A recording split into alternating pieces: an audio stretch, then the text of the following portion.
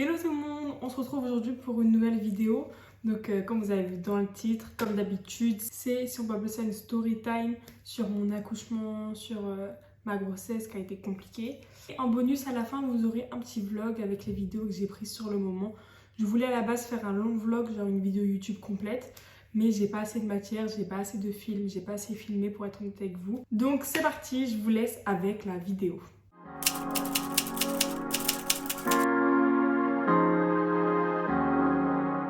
Je suis tombée enceinte mi-janvier 2019, donc je l'ai su le 15 février, donc le lendemain de la Saint-Valentin. Du coup c'était top, super, etc., etc. J'ai déménagé mi-mars dans un nouvel appartement, du coup, un peu plus grand, 10 mètres carrés plus à peu près.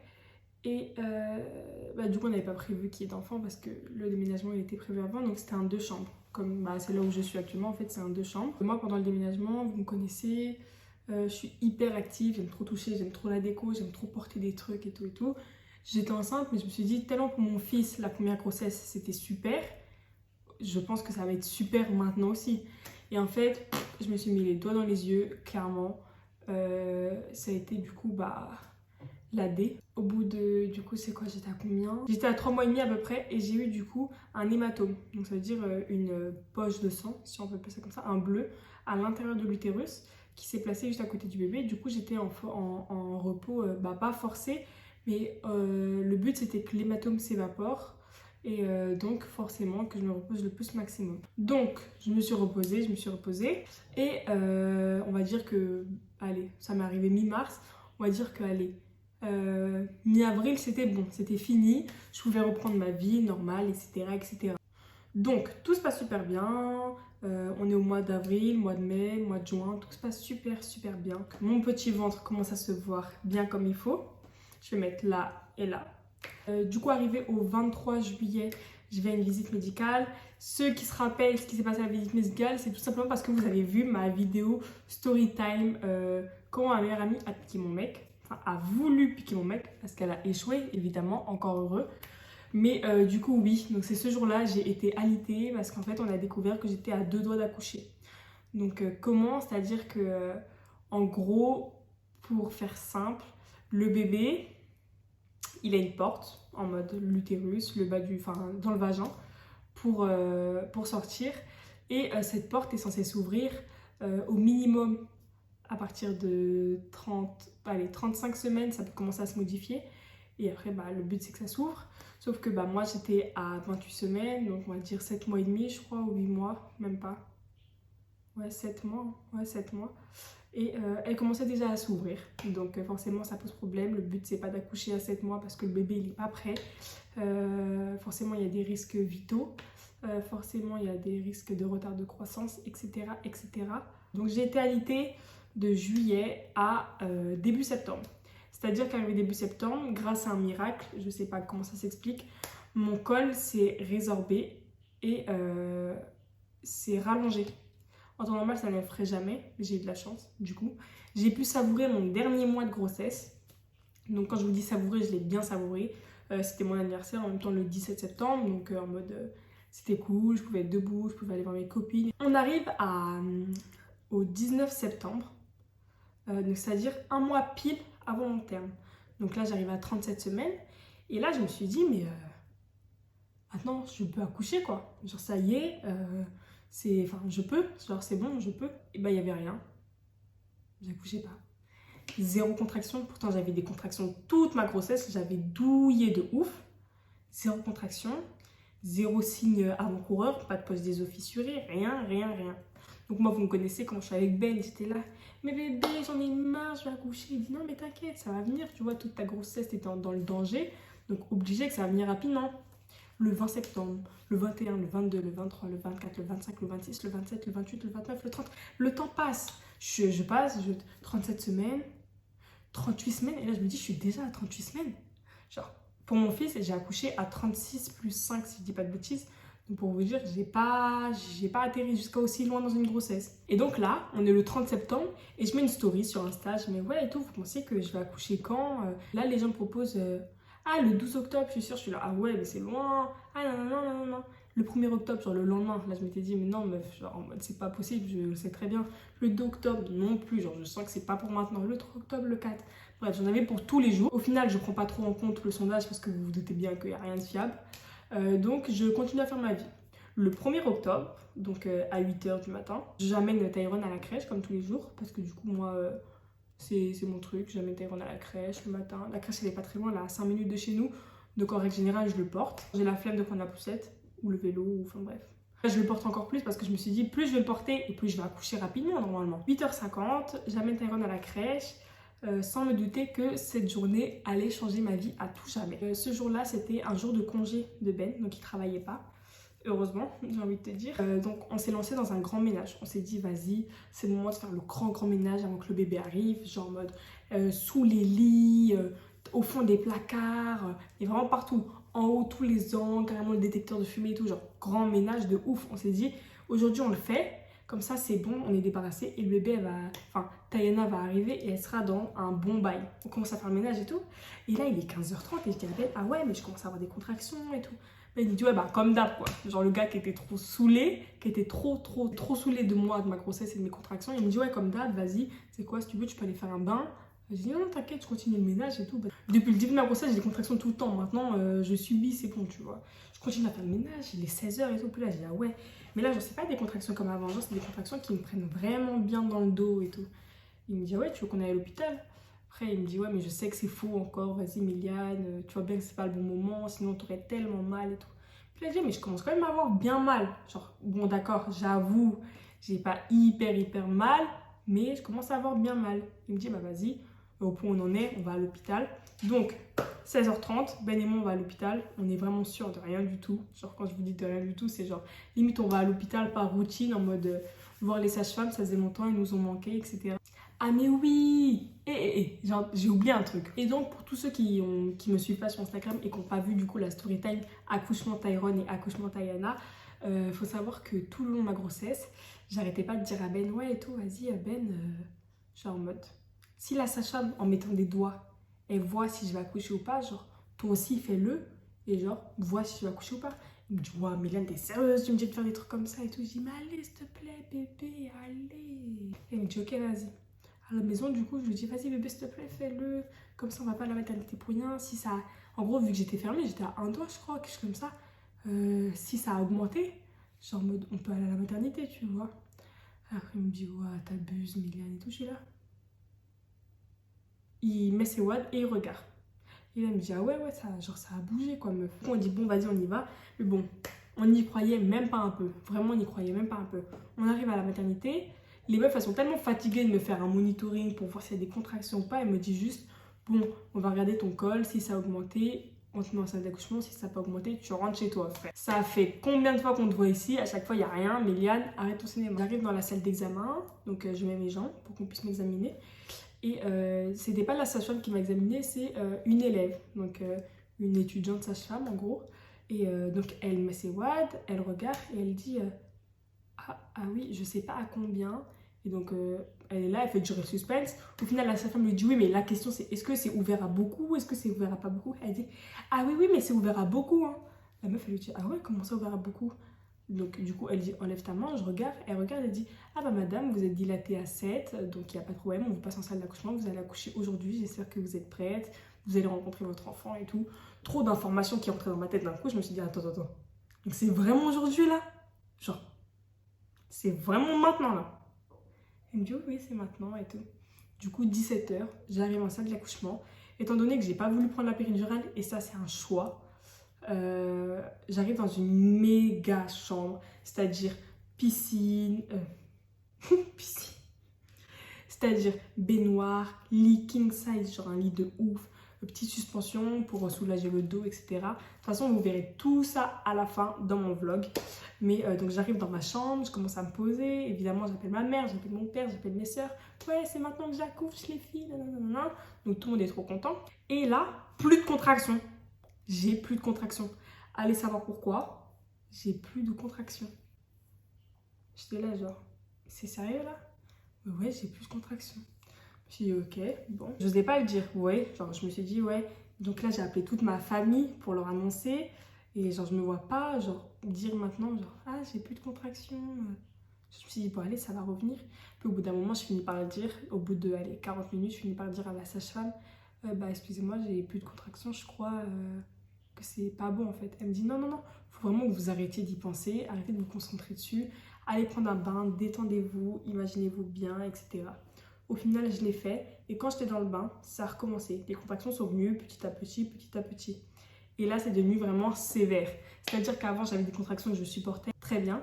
Là, j'avais des contractions que je supportais. Genre, je supportais, j'avais mal, mais je supportais. Les heures passent. Au moment où je vais dans le bain, Ben part chercher à manger. Du coup, il part chercher un plat à emporter. Donc pendant ce temps-là, j'étais toute seule. Et là, je me suis dit, ouais, il faut vraiment que les contractions reviennent, quoi. Parce que sinon, la honte, quoi. Genre, le mec, il vient, il pense qu'il va rencontrer sa fille. Et en fait, non, genre, pas du tout. Donc bon. C'est revenu, c'est revenu. Ben est arrivé. Donc là, il était à peu près 19h50, on va dire. À 19h50, il amène à manger. On mange, on mange, on mange. Les contractions, j'en avais, mais c'était supportable. C'est-à-dire que je les sentais. Elles étaient douloureuses, mais c'était supportable. J'allais pas me plier en quatre, ou j'allais pas pleurer, ou j'allais pas faire un scandale. Au final, 21h, je suis restée stagnée à dilater à 8. C'est-à-dire que le col, le but, c'est qu'il arrive à 10. Et bah là, moi, je suis arrivée du coup à 6-7. Et là, j'étais bloquée à 8. Ça augmentait pas. Elle a regardé toutes les heures. Ça augmentait pas, ça restait à 8. Elle m'a dit, bon, Méliane, vas-y, tu descends, tu fais un tour de l'hôpital. Et tu vas marcher pour que bah, ça actionne un peu plus vers le bas. J'ai dit, ok, pas de problème, on sort. Donc, vous me connaissez, moi et Ben, c'est musique à fond. On danse entre deux contractions. C'est-à-dire, j'étais là, genre...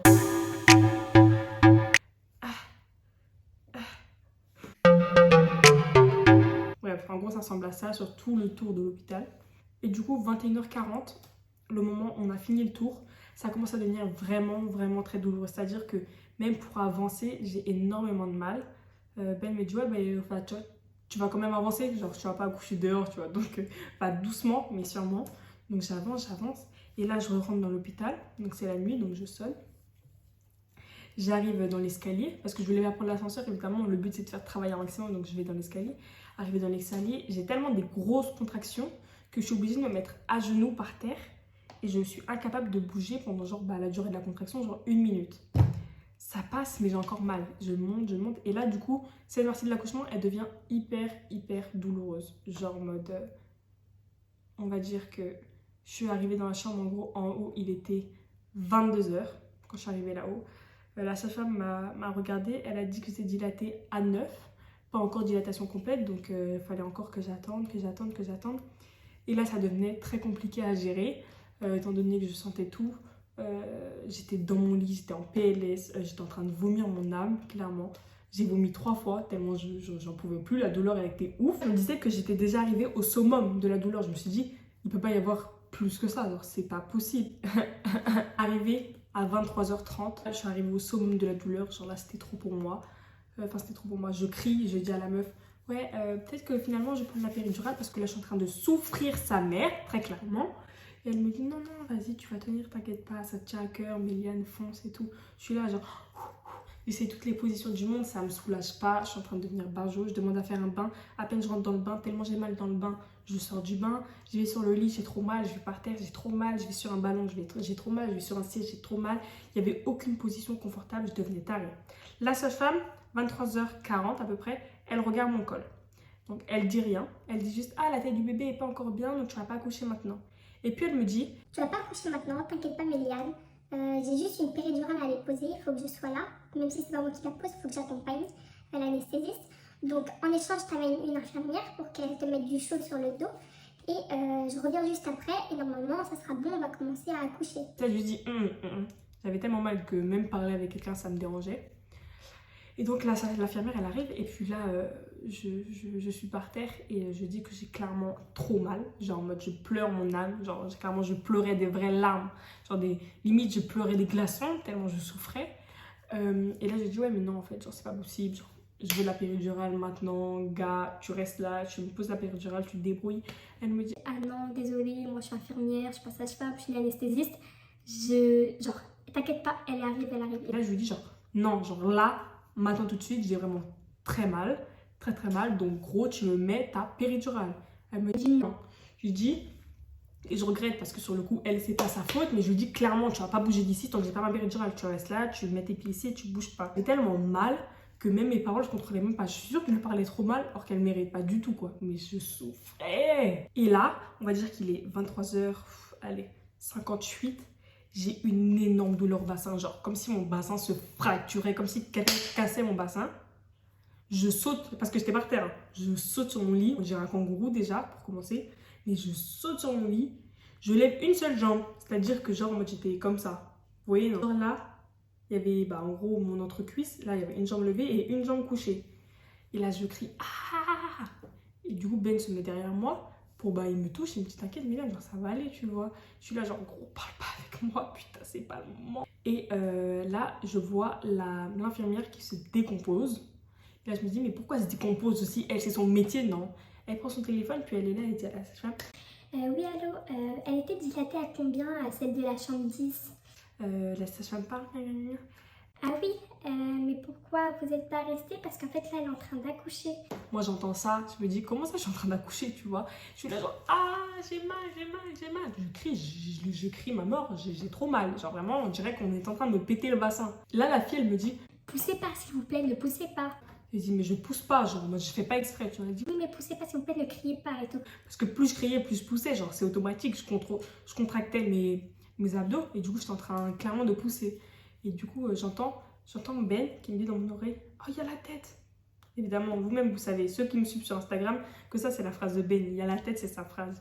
Mais du coup il me dit ouais il y a la tête. Et du coup au moment où il me dit ça, genre je me suis dit quoi? Et du coup là au moment où il me dit ça, tout devient plus réel. Genre là, j'étais un peu partie limite tellement j'avais mal. Genre, j'étais même pas là. Genre, dans ma tête, j'étais clairement pas là. Moi, il m'a dit ça. Du coup, tout devenait réel. Et là, je sentais tout. Et je sentais clairement que j'étais en train d'accoucher, en fait. Enfin, je crie et je pousse sans faire exprès, clairement. La fille, elle crie. Elle aussi, elle est en train de crier plus fort que moi. Elle dit oui, j'ai besoin d'aide, s'il vous plaît, une sage-femme.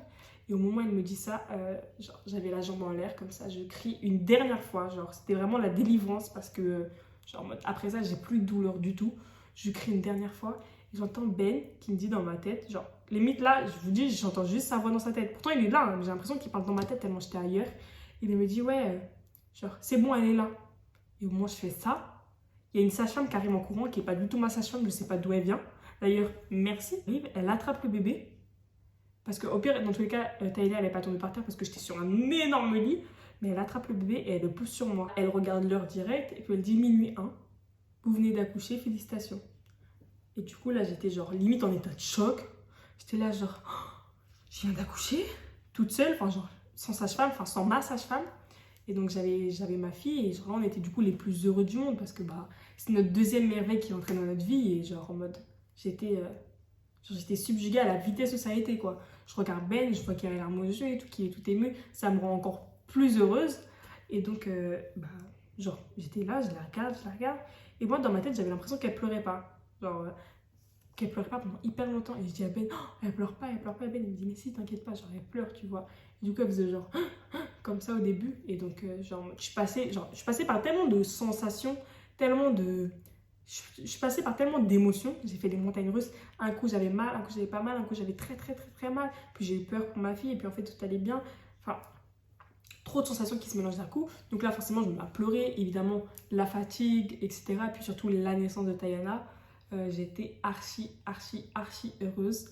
Et puis là, devinez qui arrive avec ses petits sabots là, ma sage-femme qui dit ah mais vous m'avez pas attendu. Genre c'est là, je la regardais genre on t'a pas attendu. Fallait rester. Qui t'envoyait partir là-bas? Personne hein. Du coup, après ma sage-femme s'occupe de tout ce qu'il reste, c'est-à-dire placenta, etc. Elle donne le cordon à couper à Ben. Après, on met Tayana au sein. Et contrairement à... Je pense que je vais sortir une vidéo sur la naissance de Tyrone et la difficulté que j'ai eu à allaiter Tyrone. Parce que du coup, ça a été un échec total, l'allaitement avec Tyrone. Donc, ça serait peut-être intéressant de faire une vidéo dessus. Je suis pas sûre. Je sais pas trop si vous êtes intéressés. Mais bref. Donc, on met Tayana au sein. Et elle prend directement. Et du coup, là, j'étais encore plus émue parce que genre, pour Tyrone, je me suis battue pour qu'il prenne le sein. Il l'a pas pris. Et du coup, là, j'étais tellement heureuse qu'elle le prenne alors que genre, sans qu'on ait besoin de forcer, qu'elle prenne naturellement, etc. Bref, Donc je passe toute la nuit collée avec Tayana dans la chambre, elle s'appelle chambre nature, parce que c'est sans péridurale, et Ben dans le lit. La première nuit de Tayana, c'est-à-dire que quand je l'ai mise au sein, je l'ai gardée sur moi. Ensuite on a fait les examens, on me l'a redonnée et je l'ai posée dans son berceau. Et elle a dormi du coup de 3h du matin à 8h. Genre en mode là j'ai gonflé les batteries de ouf et du coup c'est bon, j'ai attaqué, j'ai ensuite vu Tyrone, etc., etc. Je vous passe tout ça. Il faut aussi surtout que vous reteniez que même si j'ai eu hyper mal, contrairement à mon premier accouchement, j'avais la péridurale où j'ai rien senti. Certes j'ai pas eu mal, hein, mais j'ai rien senti. Si c'était à refaire, je referais le même accouchement. Et même pour tout vous dire, si je refais un troisième enfant un jour, je choisirais sans péridurale parce que certes j'ai souffert, mais j'ai souffert que très peu de temps et j'ai vraiment ressenti tout en fait. Genre j'ai eu des réelles montées d'émotions, des réelles baisses d'émotions et il n'y avait rien de plus magique. Donc moi, si je pouvais conseiller, c'est bien sûr de faire un accouchement sans péridurale. En plus ça c'est hyper naturel. Et même si c'est douloureux, en fait vous ressentez tout et c'est magnifique.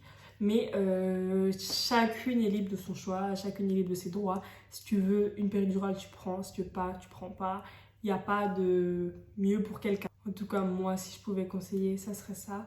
Mais vous faites comme vous voulez, bien sûr. Donc, voilà, c'était mon récit d'accouchement. Je l'ai fait un peu en accéléré parce que bon, j'ai pas non plus beaucoup de trucs à dire. Surtout, restez, la vidéo n'est pas finie. Je vous dis quand même de vous abonner, de commenter, de m'ajouter sur mes réseaux sociaux.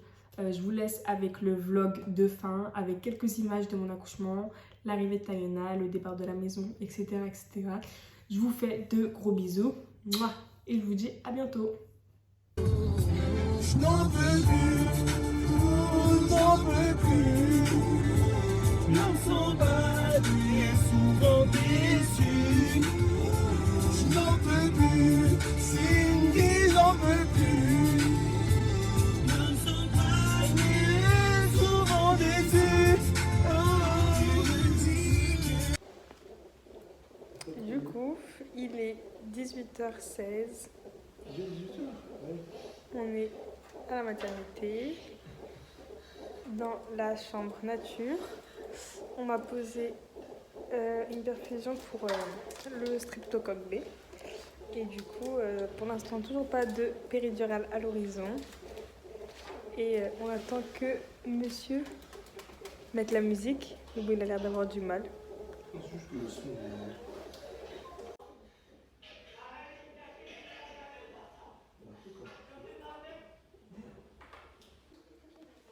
Ça, c'est mon énorme lit.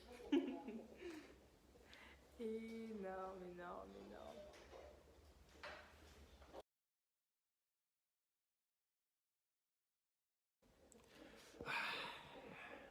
Ouais, je vais accoucher du coup dans quelques heures, je pense. On peut pas faire de rotation. Je sais pas si vous voyez, 19h50 là. Donc voilà, j'accouche bientôt. Ah merde, c'est ici la caméra, j'ai du mal. Bah oui. Bon, du coup, je vais refaire. Hey. Du coup, c'est l'heure de mon accouchement. J'accouche bientôt. Avant tout, on va manger bien comme il faut. On va se régaler.